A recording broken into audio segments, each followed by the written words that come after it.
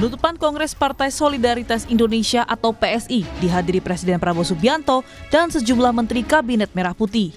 Yang menarik, dalam pidato Prabowo menyinggung soal peran kader PSI yang berada dalam kabinetnya. Tak hanya itu, lambang gajah yang menjadi logo baru PSI, Prabowo bilang gajah salah satu hewan kesayangannya. Ganesha.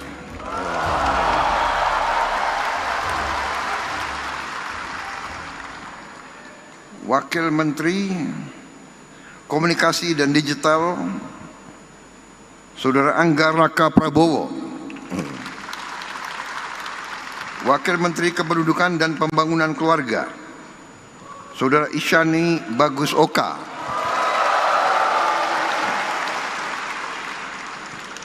Ini gimana sih, PSI kan partai masih kecil kok di kabinet banyak sekali.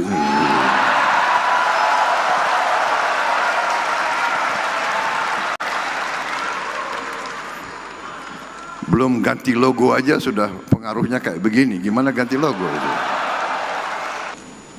Kok bisa membaca isi hatinya Presiden Republik Indonesia? Ini saya tidak ngarang.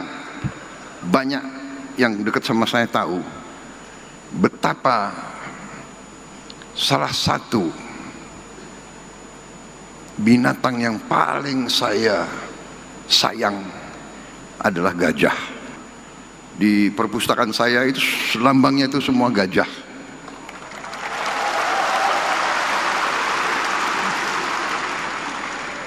Dan saksinya Menteri Kehutanan dan mungkin Menteri Lingkungan Hidup, saya sedang mempunyai rencana untuk membangun konservasi gajah. Senada dengan Prabowo, sebelumnya Presiden ke-7 Joko Widodo yang hadir di Kongres PSI yakin Partai Solidaritas Indonesia atau PSI akan jadi partai besar dan kuat di 2034. Saham partai ini dimiliki oleh seluruh pengurus, oleh seluruh anggota, oleh seluruh kader. Tidak ada kepemilikan elit, tidak ada kepemilikan keluarga apalagi. Semua memiliki saham yang sama. Dengan ini mestinya seluruh anggota, seluruh kader itu bersama-sama ikut membesarkan partai karena memiliki rasa yang sama terhadap kepemilikan partai. Pendiri PSI Jeffrey Giovanni mengakui nasib PSI ditentukan oleh Presiden ke-7 Joko Widodo dan keluarganya. Menurutnya, tanpa kehadiran terah Jokowi, partai berlambang gajah itu akan mati pada pemilu 2024. Saya pernah menyampaikan kepada teman-teman semua ketika itu, Raja Juli Antoni, Grace, Saiful Haq, Endang Tirtana, kalau kalian nggak dapat anaknya Pak Jokowi atau menantunya Pak Jokowi atau Pak Jokowi sendiri, itu tahun 2023 bulan Januari, 2024 partai kita akan turun perolehan suaranya dan itu adalah tahun terakhir kita ber-PSI. Kita harus melakukan pemakaman terhadap PSI. PSI melakukan kongres sekaligus pemilihan ketua umum di Geraha Sababwana, Solo, Jawa Tengah. Dalam pemilihan itu, putra bungsu Jokowi Kaesang Pangarep menang telak atas pemilihan ketua umum partai PSI dengan meraih 65,28%. Tim Liputan Kompas TV.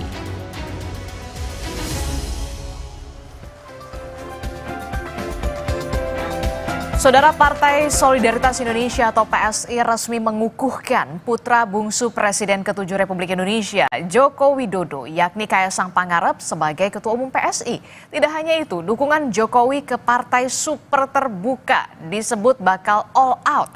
Lalu pertanyaan selanjutnya, seberapa ampuh endorse Jokowi untuk partai berlambang gajah ini? Mampukah PSI ke depan menembus Senayan? Kita akan bahas bersama dengan sejumlah narasumber yang sudah hadir ke studio.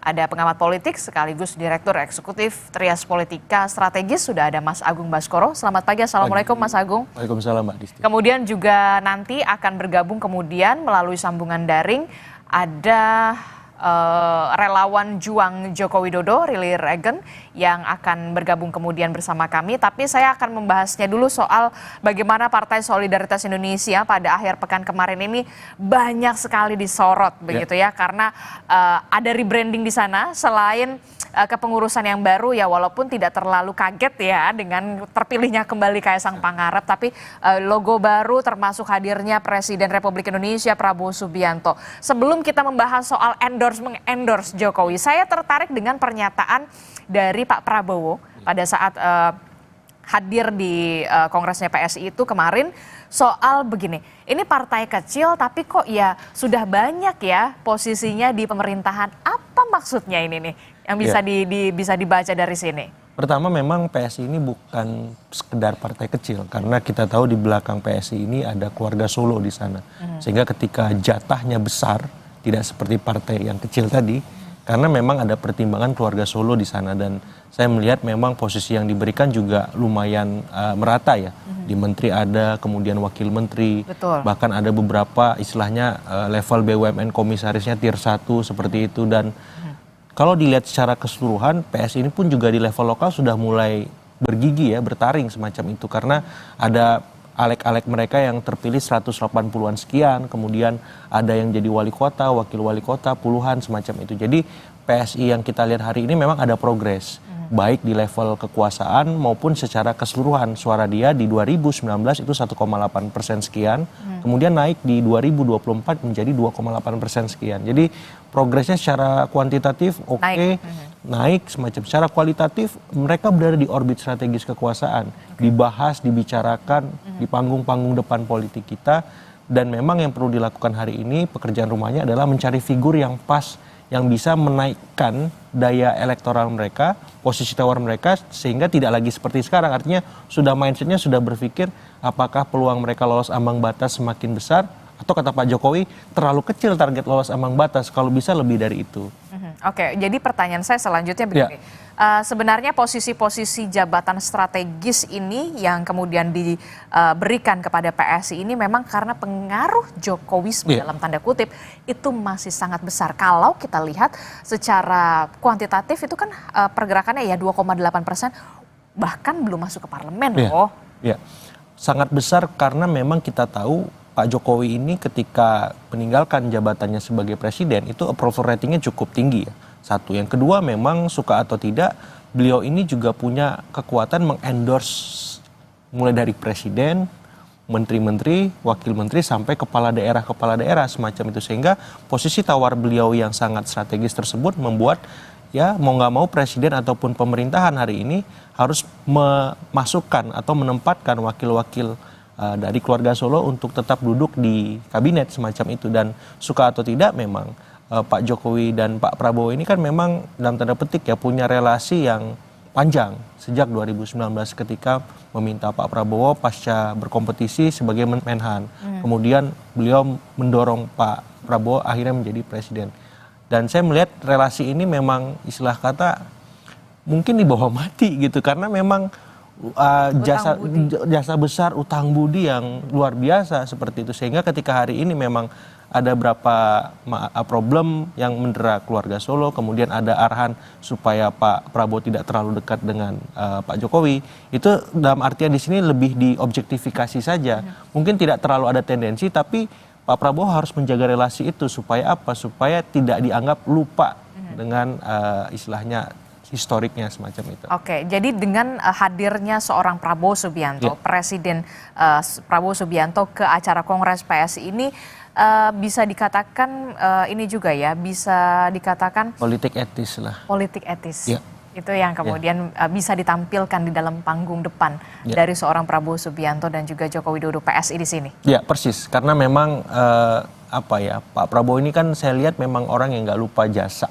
Jadi cara beliau ketika kemarin datang ke kediaman Pak Jokowi dulu, kemudian langsung ke Kongres PSI, saya melihat memang ini bagian dari sebuah politik etis, rasa terima kasih beliau dan penghargaan setinggi-tingginya atas jasa-jasa Pak Jokowi dan keluarga. Karena istilah kata, walaupun Pak Prabowo punya basis elektoral dan kekuatan figur yang mumpuni, tanpa ada dukungan dan endorse dari Pak Jokowi, kemenangan yang beliau terima saat Pilpres kemarin tidak sempurna gitu. Bahkan mungkin akan peluang putaran kedua itu sangat besar. Seperti itu, sehingga ini sebuah pelajaran penting juga bagi siapapun elit politik. Ketika Anda sudah dibantu, didukung, Anda jangan lupa berterima kasih. Jangan lupa berterima kasih. Berterima kasih, itu yang kemudian politik etis itu yang dijunjung oleh Presiden Prabowo Subianto yang diperlihatkan pada saat di Solo begitu. Saya juga sudah kedatangan narasumber ini melalui sambungan daring. Sudah ada relawan Juang Jokowi, ada Mas Relly Regan. Selamat pagi Mas Relly. Pagi. Salam Mas. Selamat pagi. Ya, selamat pagi. Mas Relly, ini kan kalau kita lihat ya, akhir pekan kemarin semua tertuju mata ke Solo begitu ya, Kongres PSI. Bahkan judul di Sapa Indonesia Pagi aja, seberapa ampuh endorse untuk PSI dari Pak Jokowi. Nah, bahkan Pak Jokowi ini all out ya untuk mendukung, bekerja keras untuk PSI, Partai Solidaritas Indonesia. Nah, tapi kalau dari relawan sendiri bagaimana? Ini kan kalau kita lihat ya, relawan Jokowi ini kan sebenarnya banyak. Siap atau enggak nih untuk bantuin juga PSI di 2029, 2034 atau 2037? Gimana nih Mas Relly? Jadi semenjak Mas Kaisang bergabung dengan PSI, Pilpres kemarin itu memang kita kawan-kawan relawan itu pertama kali yang dikunjungi sama Mas Kaisang itu adalah relawan ya. Karena waktu jaraknya dengan pemilihan legislatif itu sangat mepet, 2 bulan, bahkan daftar pemilih tetap itu sudah ada. Jadi Mas Kaisang bergabung dengan PSI itu memang posisi daftar caleg sudah ada. Nah, dan kita relawan itu tergabung di dalam namanya RJ2 ya. RJ2 itu sendiri yaitu gabungan relawan-relawannya Pak Jokowi yang jumlahnya sekitar 70 relawan itu membantu PSI untuk 2024 kemarin ya. Nah, saya rasa banyak kawan-kawan relawan yang di daerah sudah bergabung, tapi tidak signifikan. Memang waktunya sangat pendek karena Pilpres kemarin itu relawan itu lebih fokus kalau relawan Pak Jokowi itu untuk pemenangan Pilpres ya. Jadi kita memang relawannya Pak Jokowi yang memang untuk pemenangan calon presiden. Nah, untuk person to person di daerah itu untuk legislatif ya terbagi karena 90% energinya memang relawan kemarin itu untuk Pilpres. Pak Prabowo Gibran. Ya. Oke, tapi kalau di 2029, oke lah itu kemarin sudah lewat. Tapi untuk 2029 kan sudah jelas, sudah terang-terangan sikap politik dari seorang Joko Widodo. Nah, Bang Relly termasuk juga relawan-relawan yang lain, ini seperti apa nanti di 2029? Ataukah memang nanti hanya terfokus di Pilpres saja, atau kemudian memang menjadi roda penggerak juga bagi PSI untuk bisa menaikkan suara PSI di sana? Iya, saya ini lagi di Solo ya. Kongres PSI saya juga hadir itu kemarin diundang dengan kawan-kawan termasuk dari RJ2 dan relawan lain. Dan saya kemarin kan menghadap beliau itu di kediaman Pak Jokowi. Saya, Pak Silver Matutina dan kawan-kawan ada terkait diskusi masalah terkait arah Pak Jokowi di PSI. Saya rasa kalau kita sebagai relawannya Bapak, yaitu relawan Pak Jokowi, itu memang kita dari multi partai ya. Bapak Jokowi sendiri bukan dia dari semua partai itu banyak yang menjadi pengikut Pak Jokowi. Jadi kalau kita fokus saja tetap bagaimana ke depan 2029 Pak Prabowo Gibran dan kawan-kawan relawan ya sepakat jika ada yang pengen bergabung ke salah satu partai itu hak konstitusi masing-masing ya. Terkait Pak Jokowi menyampaikan hal tersebut dalam acara PSI, ya Pak Jokowi ya sebagai partai yang memang di situ ketua umumnya putra beliau, saya rasa sah-sah saja, gitu ya. Oke, kita ke Mas Agung dulu ya, Bang Relly. Ini kalau kita lihat ada juga pernyataan dari Pak Jokowi soal bagaimana mesinnya sudah ada, begitu ya, tinggal bensinnya. Nah, ini cukup menarik juga begitu ya di Kongres kemarin. Termasuk juga apa yang bisa dimaknai. Ini kan kalau kita lihat Pak Jokowi ini kan udah nggak ngejabat sebenarnya. Betul. Nah, ini gimana buat cari bensinnya? Iya, jadi saya agak surprise karena Pak Jokowi langsung semacam ya terang-terangan ya sebagai seorang ya mentor, konsultan semacam itu yang mengarahkan akhir 2027 struktur ya politik PSI itu sudah harus bisa terbentuk sampai ke level desa semacam itu. Agar apa? Ketika struktur sudah ada, mesin sudah ada, ini bisa digerakkan. Tapi pertanyaannya bensinnya dari mana? Itu langsung riuh di Kongres. Begitu Bang Relly ya? Bensinnya dari mana? Iya, Anda kan juga menyaksikan mesin dan bensin gitu ya. Nah, bensinnya dari mana? Ya dari semua anggota karena ini super terbuka kata beliau seperti itu. Nah, pertanyaannya kemudian kalau dalam persepsi saya Pak Jokowi ya oke untuk dari anggota semua, tapi beliau mesti punya tanggung jawab moral, Mbak Adisti, Mas Relly, Bang Relly, bahwa ya beliau juga harus dalam tanda petik mengupayakan bensin itu karena mendirikan partai bensin itu kan konsekuensi logis macam itu. Dan ketika beliau tidak berkuasa, tapi orang-orang yang beliau endorse ini kan sedang berkuasa. Dan orang-orang inilah yang diharapkan bisa turut menggerakkan dan membesarkan PSI untuk memberikan istilahnya infak kepada ya PSI-nya, bensin itu supaya ada, agar apa? Partai ini bisa bergerak, tumbuh dan besar. Saya membayangkan ketika kendaraan, kalau mesinnya bagus, sebagus apapun mesin kendaraan tersebut, tapi kalau nggak ada bensinnya juga nggak bisa jalan. Persis. Itu yang kemudian menjadi analogi yang menarik sekali buat saya gitu, yang dilontarkan oleh seorang Joko Widodo. Bagaimana Bang Relly ini? Siap nggak jadi bensinnya? Atau yang lain? Kita nggak bisa menampi ya di Pilpres itu di Pileg kawan-kawan calon kepala DPR tingkat kabupaten provinsi itu banyak dari tokoh tingkat desa yaitu mantan kepala desa, anak kepala daerah, anak bupati, anak gubernur itu sebagai peserta DPR kita ya. Memang di bawah kita ini nggak bisa kita tampil lagi bahwa itulah kalau kita harus investasi politik jangka panjang nggak bisa hanya bermodalkan investasi sosial saja. Karena bumbu-bumbu kita demokrasi ini kan dengan selama 20 tahun pemilihan DPR RI atau pilkada serentak itu yang terjadi di masyarakat bawah kita seperti itu. Nah, apabila mesin ini tidak siap, PSI tidak betul-betul mengkalkulasi ini, menciptakan militansi di tingkat bawah ataupun di tingkat pusat, yang terjadi akan adalah pragmatis. Nah, itu makanya yang disampaikan Pak Jokowi, siapkan mesin Anda, siapkah kekuatan grassroots, tokoh-tokoh daerah, tokoh-tokoh tingkat kabupaten itu bergabung.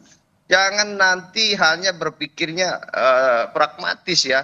PSI harus bisa mencontoh partai yang militansinya cukup besar. Bagaimana kesiapan mesin di tingkat anak ranting sampai dengan pimpinan kecamatan itu grassroots di bawah. Saya rasa demikian yang harus dilakukan oleh PSI. Anda setuju dengan pernyataan dari Persis ini konsekuensi logis berpartai ya Mbak. Ada syarat-syarat administratif yang harus dipenuhi. Tidak hanya di kota-kota saja, Gen Z saja, milenial saja. Kepengurusan misalkan minimal 1.000 orang misalkan seperti di tingkat kecamatan, dan ada verifikasi juga apakah ini valid nggak, faktual nggak, ada orangnya nggak, ada kantornya nggak. Jangan sampai nanti ketika dicek malah kosong melompong atau apa numpang di rumah siapa semacam itu kan, ini butuh cost gitu, butuh budget yang nggak sedikit. Sehingga memang mau nggak mau apa yang disampaikan oleh Pak Jokowi itu make a sense, rasional, dan itu harus menjadi deadline bagi seluruh pengurus karena beliau minta struktur sampai level desa harus selesai akhir 2027. Artinya dari sekarang Mas Kaisang harus paham, beliau harus dalam tanda petik membajak tokoh-tokoh ataupun orang-orang yang berpengaruh ya secara elektoral supaya terlibat membesarkan PSI, dan ini semua kan pasti akan ada kaitannya dengan endorse Pak Jokowi sebelumnya ketika kemarin banyak kepala daerah yang menang, banyak menteri yang duduk di posisi kabinet merah putih, kemudian banyak juga wamen, kemudian komisaris dan seterusnya. Saya yakin ini dalam tanda petik tagihan politiknya akan datang ke masing-masing orang yang di-endorse itu secara langsung ataupun tidak, diminta ataupun tidak. Itu sudah otomatis ya? Mereka harus sadar dan paham ya bahwa ya istilahnya nggak ada makan siang gratis kan, seperti itu. Nah itu yang kemudian disinggung juga secara terang-terangan oleh Pak Jokowi di Kongres. Saya baru melihat begitu Pak Jokowi sosok yang kemudian terang-terangan sekali pada saat kemarin di Kongres begitu dengan banyak pernyataan-pernyataannya di Kongres PSI. Tapi yang kemudian jadi pertanyaan selanjutnya adalah, kita tahu Partai Solidaritas Indonesia adalah partai yang lekat sekali dengan anak muda, dengan Gen Z dan segala macam. Kita tahulah banyak sekali anak-anak muda di sana yang punya peran dan akhirnya mendapatkan posisi yang strategis begitu ya. Dengan masuknya seorang Joko Widodo ini, apakah menjadi magnet tersendiri? Kalau relawan udah pastilah nggak usah ditanya. Tapi magnet tersendiri bagi kalangan-kalangan yang bisa dikatakan sudah lebih matang dalam tanda kutip, matang dalam tanda kutip. Apakah ini juga menjadi strategi dan efektifkah kemudian seorang Jokowi ini mengendorse PSI yang belum masuk parlemen untuk bisa masuk parlemen di 2029? Tapi jangan dijawab dulu, Mas Agung, kita akan jeda dulu, usai jeda kami kembali di Sapa Indonesia Pagi.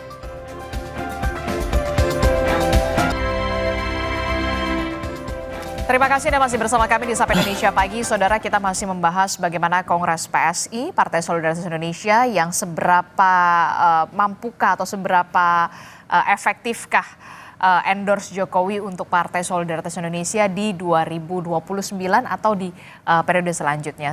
Saya masih membahas bersama dengan relawan Juang, ada Bung Rely, kemudian juga di studio ada Mas Agung Baskoro. Tapi saya ke Bung Rely dulu. Bung Rely, ini saya ketika melihat seorang Joko Widodo di Kongres PSI kemarin begitu ya, ini saya baru lihat, oh the real Jokowi nih gitu, secara tegas saya akan bekerja keras untuk PSI. Ini sudah ditahan-tahan dari 2 periode yang lalu ya ternyata ya, baru keluar sekarang ya.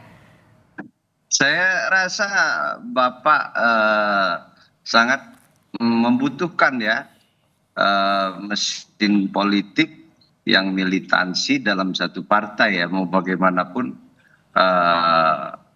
adalah partai politik ini adalah di DPR kita hari ini salah satu penyambung lidah rakyat ya, yang secara konstitusi kita diakui dan wajib.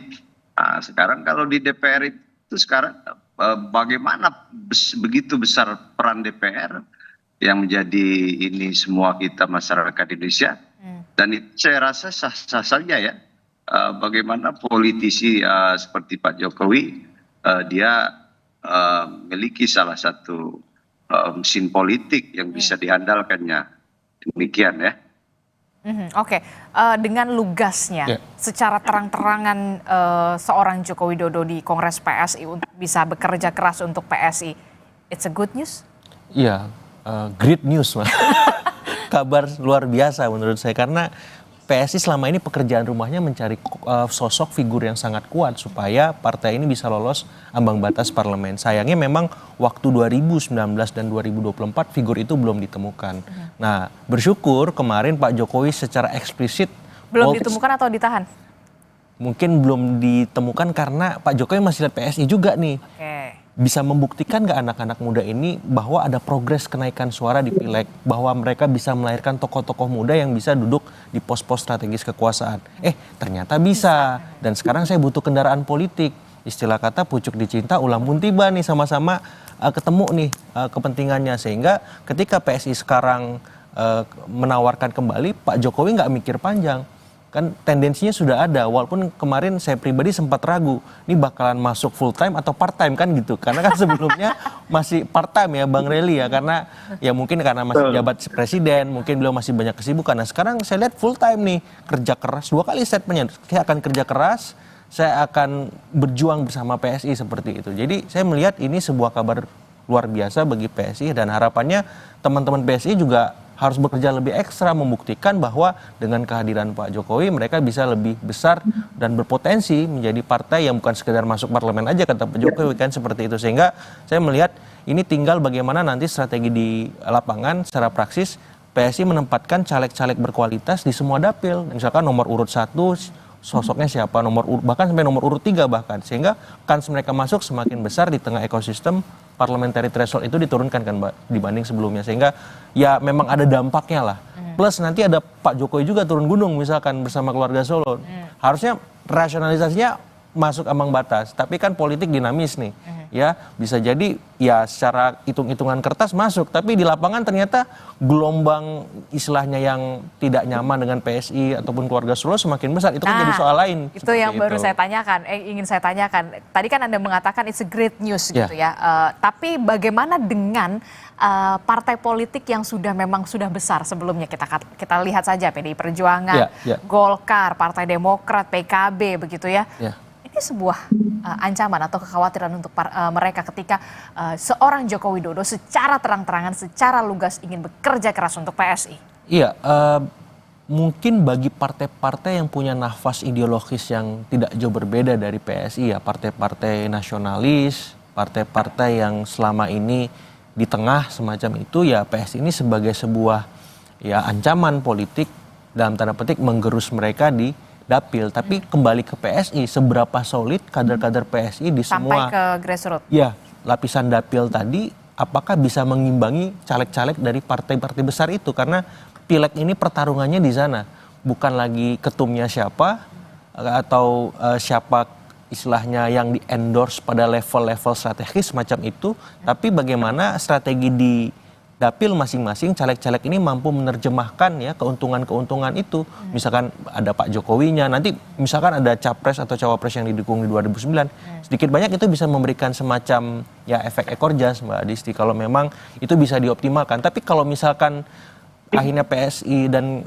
caleg-caleg yang tadi fokus pada dalam tanda petik ya kelebihan mereka saja tanpa melihat ada organ-organ yang mendukung, ya juga repot gitu. Apalagi kalau misalkan ini gagal membendung ya serangan-serangan politik yang hari ini bertubi-tubi dilancarkan oleh pihak-pihak yang di seberang kekuasaan. Oke, saya mau sapa juga dari Partai Solidaritas Indonesia, sudah ada Mas Beni. Selamat pagi Mas Beni. Pagi Mbak. Pagi. Senyumnya Selamat sudah pagi. jauh lebih senyumnya sudah jauh lebih sumringah ya, karena sudah dapat amunisi baru ini tampaknya setelah kemarin. Selamat Bang. Selamat juga ya untuk PSI dengan logo barunya Mas Beni. Mas Beni, dengan kehadiran Pak Jokowi di Partai Solidaritas Indonesia yang mengatakan dengan lugasnya mengatakan akan bekerja keras untuk PSI, berjuang bersama PSI, ini tentu saja menjadi amunisi baru bagi PSI di 2029 dengan endorse Joko Widodo. Ya, tentu ini menjadi kesyukuran kita bersama bahwa Pak Jokowi hadir memberikan pidato yang memang di luar ekspektasi kita juga Mbak. Jadi memang pidato Pak Jokowi ini menjadi menjadi surprise bagi seluruh kader PSI. Beliau dengan tegas menyampaikan beliau akan full mendukung partai PSI, akan bekerja keras membantu partai PSI. Ini menjadi satu jawaban ya dari harapan besar partai PSI selama ini bahwa Pak Jokowi akan betul-betul hadir membersamai PSI, seluruh kader PSI dalam membangun partai ke depan. Jadi ini saya kira setelah kongres ini seluruh kader PSI akan gembira Mbak. Kita akan kembali ke daerah masing-masing dengan riang gembira, dengan penuh harapan dan dengan semangat yang lebih bahwa kita betul-betul akan dibantu oleh Pak Jokowi. Tentu dalam soal itu ya kita serahkan ke Pak Jokowi, tapi sekali lagi bahwa itu kan mempertegas sikap Pak Jokowi selama ini. Jadi kalau ada yang bertanya-tanya bahwa Pak Jokowi kemana setelah ini ataupun di Kongres PSI Pak Jokowi akan bagaimana, ya itulah jawabannya kemarin Pak Jokowi akan bekerja keras untuk partai PSI, akan mendukung full partai PSI. Oke, jadi meminjam istilah Mas Agung sudah tidak lagi part-time di PSI tapi full-time ya? Oh ya, dengan statement Pak Jokowi kemarin itu mempertegas. Jadi kalau ada keraguan kita selama ini Pak Jokowi akan kemana dan seperti apa, ya saya kira jawabannya kemarin. Dan kami tentu berharap bahwa kehadiran Pak Jokowi ini juga menjadi amunisi yang luar biasa. Jadi sekali lagi bahwa Kongres Partai PSI di Solo ini juga betul-betul momentum yang luar biasa untuk kami. Kalau sudah bekerja keras, berjuang bersama, begitu ya, sudah full time, berarti kartu anggotanya sudah di tangan? Kartu anggota itu kan formalitas, Mbak. Oke. Jadi berarti on proses atau on progress? Iya. Jadi dalam partai politik kan tidak perlu kelihatan di depan atau terlalu formal. Tapi sekali lagi bahwa ketika semangatnya sudah bersamai partai PSI, maka tidak ada lagi keraguan, Pak. Jadi seluruh kader hari ini percaya bahwa Pak Jokowi bersama dengan partai PSI. Oke, termasuk juga sudah masuk belum sih sebenarnya di Dewan Pembina atau bagaimana? Dewan Pembina kan belum, Pak, karena itu nanti Ketua Umum bersama dengan Dewan Pendiri akan menyusun siapa Dewan Pembina, karena kita merubah nomenklatur, Mbak.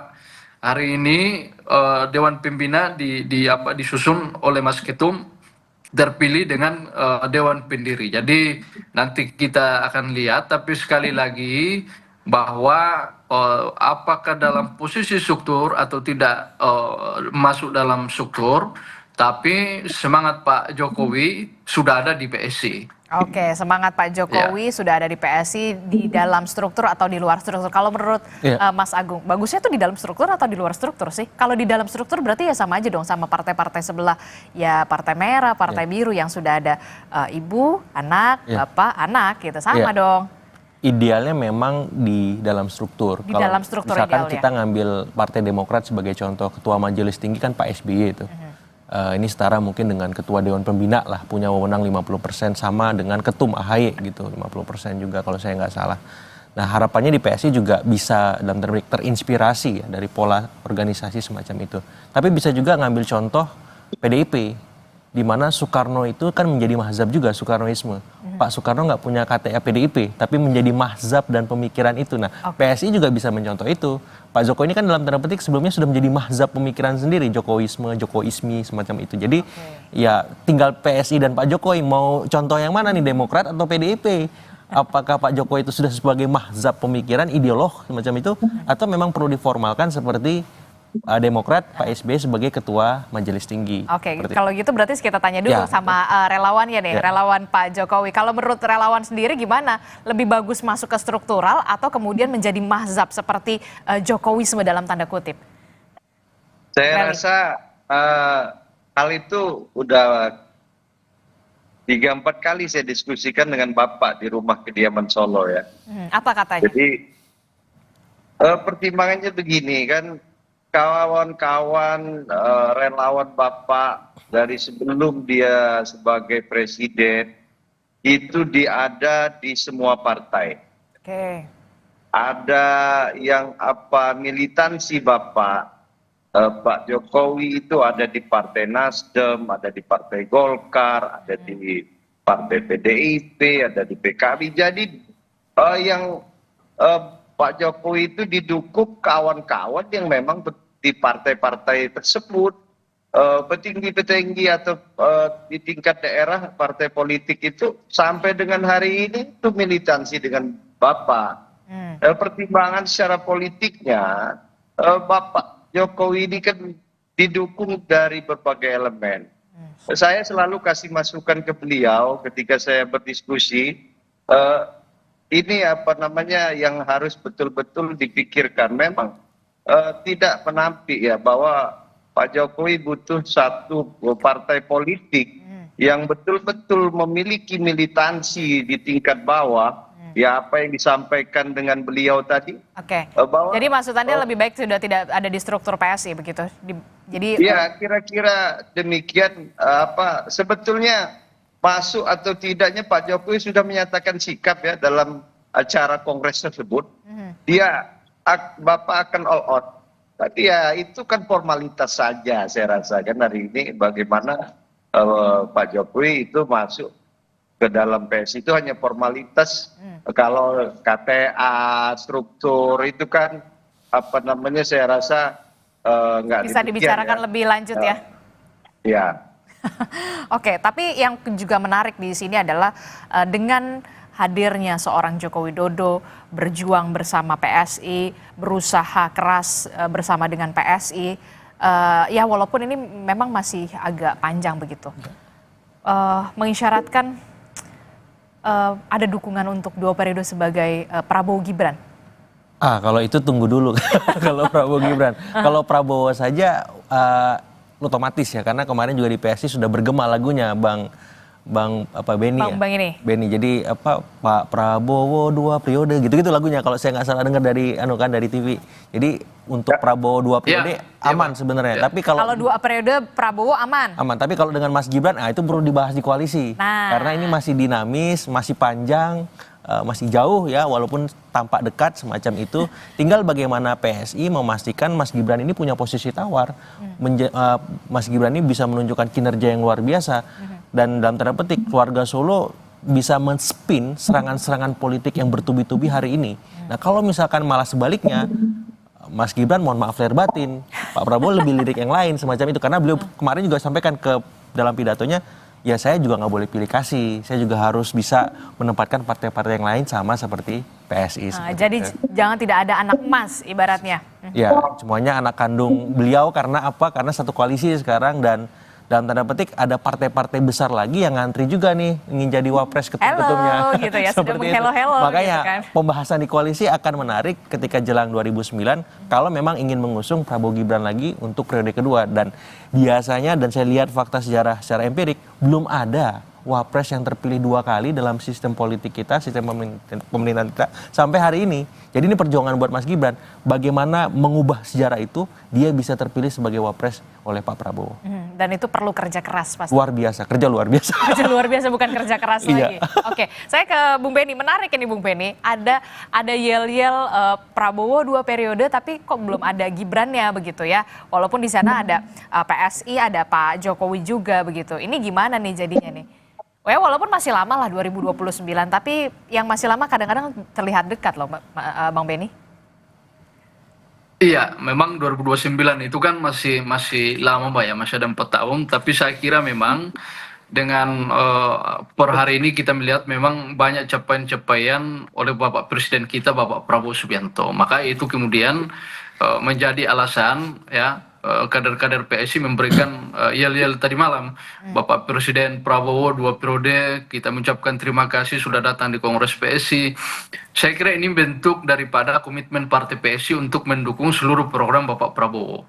Bahkan yel-yel ini menandakan bahwa kita sudah yakin bahwa dengan kerja-kerja yang dilakukan oleh pemerintah hari ini, maka kita yakin bahwa pemerintah ini bisa melanjutkan 2 periode. Bahwa kemudian nanti secara politik itu kan nanti menjelang 2009 baru berjalan. Tapi sekali lagi bahwa itu bentuk keyakinan kami dari Partai PSI bahwa Bapak Prabowo punya peluang. Karena kalau kita lihat kerja-kerjanya tadi malam beliau juga sampaikan banyak hal. Saya kira kerja-kerja Bapak Presiden Prabowo hari ini mesti diapresiasi dan diberikan ruang seluas-luasnya. Dan itu menurut kami menjadi satu modal ke depan dalam rangka untuk membangun bangsa dan negara ini. Dan kita melihat bahwa sosok Prabowo ini sangat dibutuhkan bangsa hari ini, sangat dibutuhkan negara hari ini di tengah ketidakpastian geopolitik global yang saya kira banyak hal yang mempengaruhi ekonomi kita. Kita butuh pemimpin-pemimpin seperti Bapak Prabowo. Dan Bapak Prabowo kalau kita lihat semalam itu betul-betul hadir di PSI dengan riang gembira ya. Pidato-pidatonya juga tidak terlalu formalistik. Beliau banyak bicara soal logo baru PSI, kemudian beliau juga mengapresiasi pidato Mas Ketua Umum yang bicara soal bagaimana pengaruh teknologi tidak hanya soal dampak positifnya, tapi bagaimana penyalahgunaan teknologi hari ini yang bisa saja itu juga membuat keretakan di tengah-tengah masyarakat dengan hoax, dengan fitnah dan lain-lain. Dan itu yang juga menjadi satu konsen juga dari Bapak Presiden kita, bahwa penggunaan teknologi ini juga mesti tepat guna. Jadi Bapak Prabowo menekankan banyak hal, tapi kami underline bahwa ternyata Bapak Prabowo dengan PSI punya kesamaan, Pak. Ya, Bapak Prabowo itu salah satu hewan yang paling disayang Bapak Prabowo itu adalah gajah. Gajah. Ya, jadi saya kira PSI, momentum PSI untuk merubah logo dan dihadiri oleh Bapak Presiden ini adalah sesuatu momentum yang tepat. Dan saya kira ini jarang terjadi, Mbak. Jadi kami melihat bahwa ini salah satu tanda-tanda zaman juga, bahwa Bapak Prabowo hadir di partai PSI merubah logo yang kemudian ternyata logonya itu adalah hewan kesayangan Bapak Prabowo sendiri. Jadi ini tadi malam itu saya kira suasananya sangat cair, sangat cair, bahagia semua yang hadir di situ. Dan sekali lagi bahwa kami memberikan statement tadi malam, seluruh peserta memberikan dukungan Bapak Presiden Prabowo 2 periode, itu bentuk keyakinan kami bahwa bangsa ini akan semakin maju, semakin mantap ketika Bapak Prabowo 2 periode untuk menjadi Presiden Republik Indonesia. Oke, tapi juga yang perlu diperhatikan adalah Pak Jokowi sempat menyinggung soal mesin dan bensin. Kalau mesinnya sudah ada, tinggal mencari bensinnya. Berarti PSI sudah siap untuk mendapatkan bensin-bensin itu? Ya, dalam politik tentu untuk bertarung termasuk 2009, kami sudah mengalami 2 kali pemilu, Mbak, 2019 dan 2024. Tentu kami punya evaluasi sendiri, kami punya catatan tersendiri terhadap 2 momentum politik itu. Sehingga dalam menghadapi pemilu 2029, tentu kami akan bekerja lebih keras lagi, termasuk pesan Pak Jokowi kemarin.